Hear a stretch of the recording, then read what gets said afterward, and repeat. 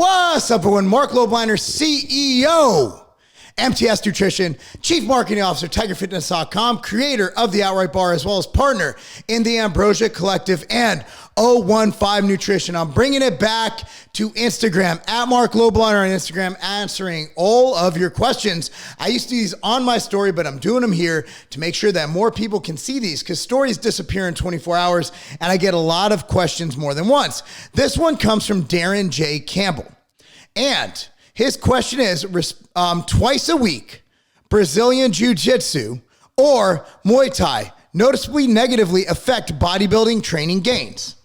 Now, as you guys know, I am boxing about 3 days a week. I'm going super hard, super intense. I just had an exhibition fight a week and a half ago. I've never felt better. I've never felt healthier. But for me, it's actually decreasing my strength, but I'm noticing an increase in muscle quality, leanness, and lean muscle mass gains. I'm on HRT, so I am on hormone replacement therapy, which means that I won't suffer a lot of the deleterious hormonal effects of overtraining that some natural athletes might.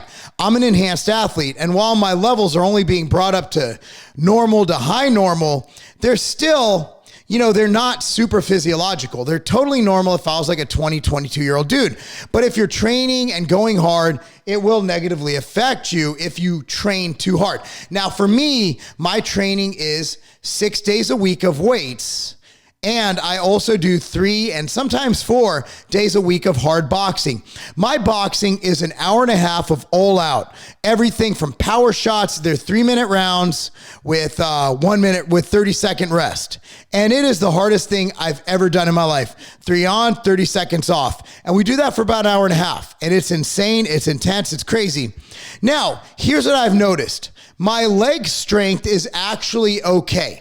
Now, I don't normally go super duper crazy on legs. I usually squat up to about 315 for reps, but I don't push it as far as I do. My legs look better than they ever had.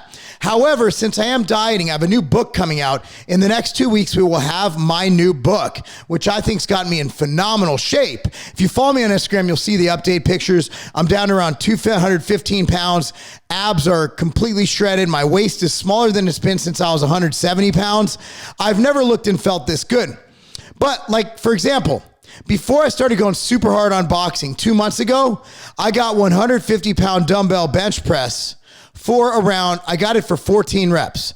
Today, I got it for 6 reps. Now, I went extremely hard yesterday. I did a hardcore heavy back workout with 315-pound Pendlay rows. And then later on that day, I did a hardest training session I've probably ever had in my life. I was all out. So here's my opinion. If you are trying to bodybuild and gain lean mass, if you are a newbie, meaning 0 to 7, maybe even 10 years of training, maybe even 5, I don't know, it depends on the person, and you are natural. Even if you're not natural, training hard 2 to 3 days a week with Muay Thai, BJJ, it might hurt you a little bit. Now, those are not striking sports, okay? Muay Thai, Brazilian Jiu-Jitsu, from what I understand, there's a lot of grappling. There's a lot of pulling, whereas boxing's all this. Muay Thai is a lot of striking. I take that back. Yeah, you're still striking. Never mind. I was thinking like judo and shit. Never mind. I was thinking Cobra Kai. So anyway, yeah, you're doing a lot of striking. Anytime you're doing striking and you're going hard and you're exhausting yourself, I mean, you're using your muscles. Now, you will adapt, but if you're trying to make gains, you're also going to be burning a lot of calories. So it depends on your metabolism. If you're a hard gainer, that's going to be an issue. Boxers generally stay pretty small, pretty lean. You don't normally see a lot of heavyweights. Like, you'll see an Andy Ruiz, a Tyson Fury, but then you got your Deontay Wilders and your Anthony Joshuas. I mean, you're doing a lot of friggin' cardio. So basically, what I'm getting at is there's no real fucking answer to this, right? But there's good and bad ways. Now, if your focus is bodybuilding, focus on bodybuilding. Keep your training to 2 times a week. Don't go over that for Muay Thai and whatever else you do. and make sure you emphasize bodybuilding at least 4 days a week of weight training, of hard weight training. If your emphasis is being a great fighter, then you're going to want to supplement with bodybuilding. Now, I do diets and training programs for professional boxers, something I started doing recently.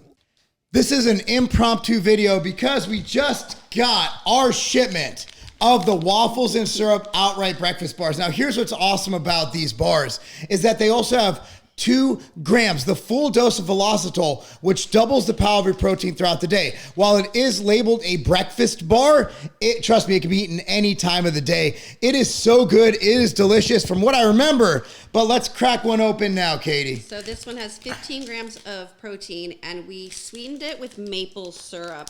This is not a vegan bar, but we did use maple syrup in this one because it is a mapley.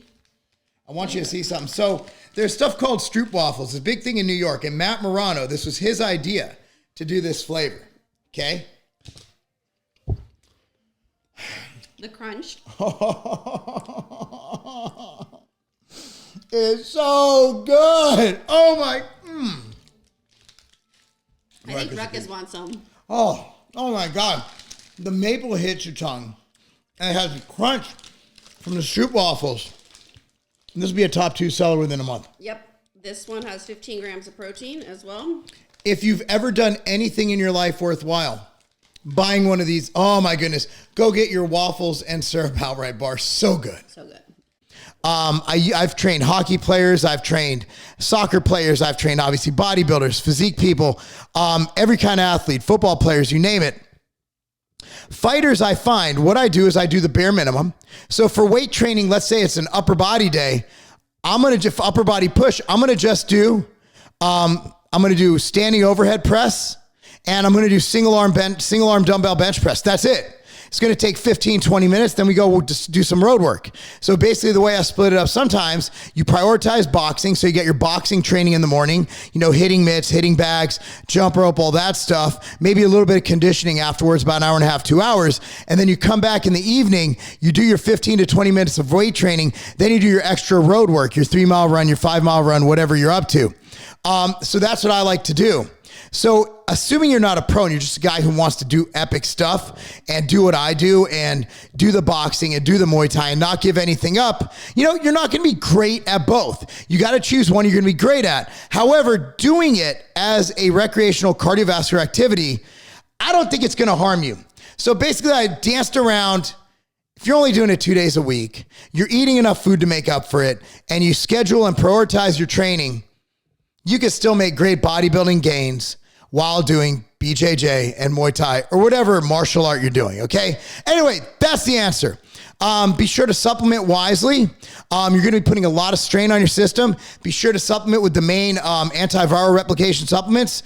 I'll link it down below. It's called the Immunity Stack Plus. The main ingredients are quercetin, vitamin C, vitamin D, and zinc. I also like to use nectar in that. And Immortal, which is my multivitamin pack. Make sure to get enough protein. Diet-wise, we're going above and beyond the question, but oh well. 1 gram of protein per pound of body weight, around 0.5 grams of fat. Fill in the rest of carbohydrate. If you're trying to gain, eat in a hypercaloric state. If you're trying to lose, eat in a hypocaloric state. Plenty of diet options over at tigerfitness.com. You can search the articles. There's great options for you. I have a diet program I wrote this year, as well as Brandon Curry has a great bulking program. So we have what you need. Anyway, hopefully that answers your question. If you have any questions, be sure to follow me on Instagram. I'll do these a lot. I'm Marc Lobliner. Please subscribe to this channel, like this video, share with your friends, and remember, that's not a game. Peak Physicor is probably my favorite supplement ever created. It helps subjects double their bench press max when compared to placebo. An 8.5 increase in peak power. 11% increase in VO2 max, which means more sets, more reps, more endurance, more overload, more gains, and a 5% increase in lean body mass. These are valid human studies, guys. This is an amazing supplement, non-hormonal, completely non-hormonal. It works all natural. It's grass status safe. This is a supplement for you. Give Peak Physicor a try. It stacks well with everything.